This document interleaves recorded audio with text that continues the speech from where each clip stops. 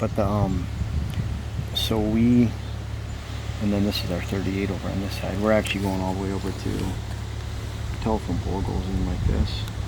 So this, it was the end of June, like June 22nd. That's all switchgrass. And so we'd already had a lot of rain. There's a lot of clay here. So I planted it, and then I've sprayed 3 times, but the weeds are coming in like crazy. But I smashed it all down with Kubota tires, and then that seeded it in the ground really well. It just dropped. So again, they don't care. You know, great. Nope. 9, maybe a 10. It looks like he's starting to grow on the left side. It's a big body though. Yeah. Yeah, it's like, well, that would suck if I didn't bring the rope.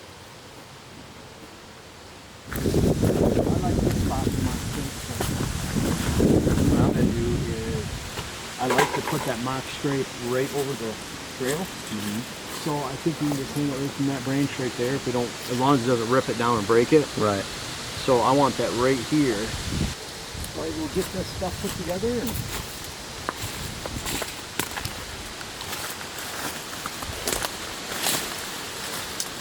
another thing too, I like putting this high. No, at least a little bit high. Just to keep it from the normal deer, like looking at it? Yeah. Or? Yeah. Yeah, so it's not right at eye level to them. Usually about 6 foot, somewhere on there.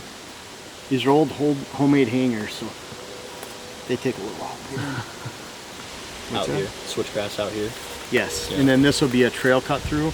We're considering just a small little hunting plot here, more of a spot that you can see them when they're coming through, as a food, more of a true hunting location, because behind us there's that 2-acre food plot that's only about 100 yards away, 150 yards away. So we're kind of coming into the side right here. Real good morning spot because we can sneak in back there without spooking anything out on the fields. Yeah. And then or in the food plot. Looks pretty nice. Yeah. And then I'm putting this one off to the side just a little bit so that camera will, instead of being right out here in profile, so they can see it from the opening. Right. It's back here behind the trunk a little bit, and they just won't pay attention to it at all. Because yeah. you can spin the camera, put it on whichever way you want. Right.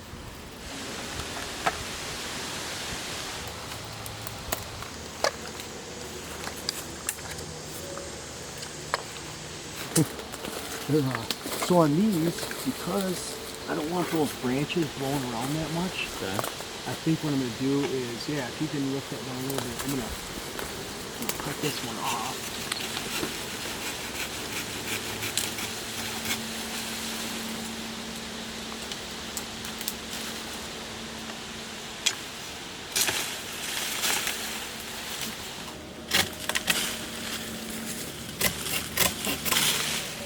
Too much higher that went up. Now it's not going to roll around too much either. Chris, what we're doing? So we're just finding a vine right now. Like Jeff said, we like 3/4 to an inch. Yes. Yep. 5 feet long, just like your normal vine you find in the woods in the Midwest. So we're just gonna find one, cut it down, and then grapevine. Yeah, grapevine, not poison ivy. Yeah, if there's 3 leaves on it. Yeah, stay away from poison ivy. I wonder if they'd hit that. I'm sure they'd hit it. They eat poison ivy, so.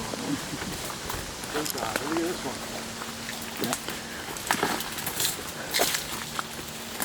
Next to a poison ivy, right? Yeah. Poison oak or something.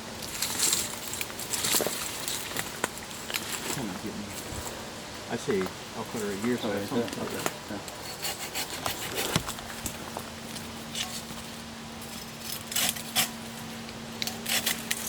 Such a soft wood. It's pliable though. Okay. So I think that's why it lasts for a long time. It's not as rigid and it would just snap. Right. So.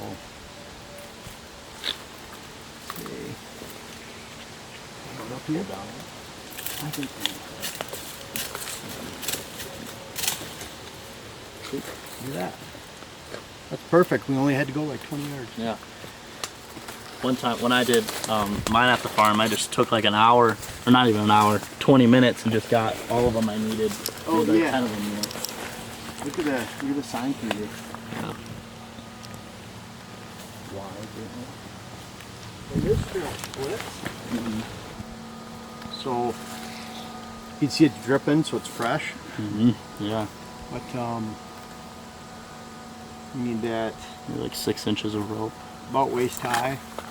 Yeah, it's not very much. So get this. You guys, either of you have a knife on you? I have a knife in there. I do. Got one. Oh, bitch.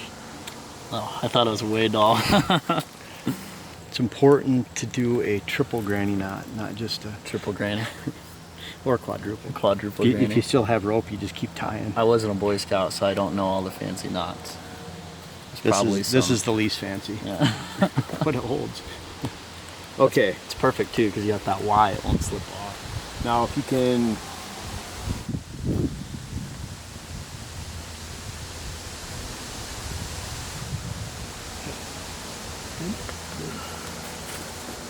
Right on. You can actually probably.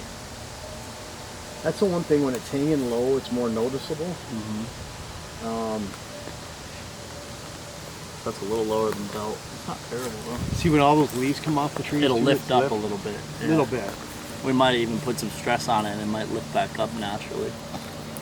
You know, like traditional licking branches this high, Right. but here you want the fawns, does, and bucks to participate. So you want them all to leave their preorbital gland scent on there.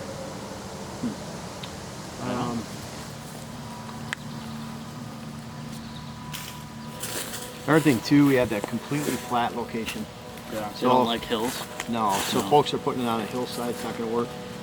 Another thing too, like if I put it over there where there's no trail, then they won't. might go over to the side and hit it. Right. But when every deer walks through here that comes out this trail and they almost hit their head on it, Right. they leave their preorbital gland scent. And the more that leave their preorbital gland scent, the more they use it over and over. Right. So that's to me the best scent's natural scent. I haven't used any kind of commercial scent since the early 2000s. Because after the first couple deer use it, it's already got scent all over. Yeah, and we'll get pictures of deer using this usually within 48 hours. Do you worry about like spraying the ground with anything? No, I have before, but then they don't use it for a while with the chemical smells still there. Right. So it kind of, so there might be a couple times in the spring and summer that we're kicking these out and just getting it down to the dirt. But once the deer start using it, and the thing is too, this is what they hit the most. Top the ground. During the rut, especially the pre-rut, they scrape this like crazy, but then you can tell when it's the rut because they'll stop scraping it, you know, to a very high degree. Then when they do scrape it, it's aggressive. Now we sometimes pee on the scrape to start it. Well, I'm not even sure that matters. Do you peeing on it? Yeah. Really? Well, I don't think the deer care. What I'm saying is we pee on them a lot of times, but I'm not really sure that deer really care if you pee on it or not. Really? Wasn't there a study that squashed deer smelling your pee, like they can't smell it? Yeah, I don't know what the study was, but I know it turns into mostly the smell of ammonia within like 20 minutes. Right. All urine. All urine. So it's all relatively the same. Yeah. So well, how do you think urine, like during the rut and stuff, has to play in? Because it's in their glands? I don't know much, but I don't know how much, but let's say the urine of a doe that was an estrus could be picked up by a buck. There's other stuff in their urine that's not normal for them. And it to might get. stay, Yeah. but how long does it really stay? Right. I think even then it turns back to ammonia pretty soon. Your scrape's up in June, so should cover something about that you've already had trail camera video. Yeah. So I've known about like mock scrapes and stuff, but Jeff's uniqueness of a 5-foot vine at waist high, I've never done. So I did about 10 of them, and we've done one camera pull, and bucks are hitting it, like 3-year-old bucks are hitting it. Yeah, which just is in a week. Yeah, in the first week, it's just boom, boom, boom. Yeah. So it works. We have on my channel with that's where we get all our nice B-roll from. Is bucks coming in and hitting the scrapes, and we have, I don't know, hundreds of hours. All right, everyone. Well, thanks for watching. Make sure to check out Jeff Sturgis Whitetail Habitat Solutions. He's got so many videos out there to help you shoot bigger deer. It's been a fun day. We still get to shoot a couple more videos. Yeah, we and still got a couple more. we're actually part of this. We're doing a charity event tonight for Camp Kicking Bear. If you ever look them up and have a chance to donate them, they're a great youth organization that get kids involved in the great outdoors, especially with a bow. And you've even I've helped out years ago. Yep, for a couple years. Pretty crazy cool. how that comes around. So. Yeah, it is. Yeah. Yeah, it's Right on. exciting. Thanks for watching, guys. Catch you guys in the next one.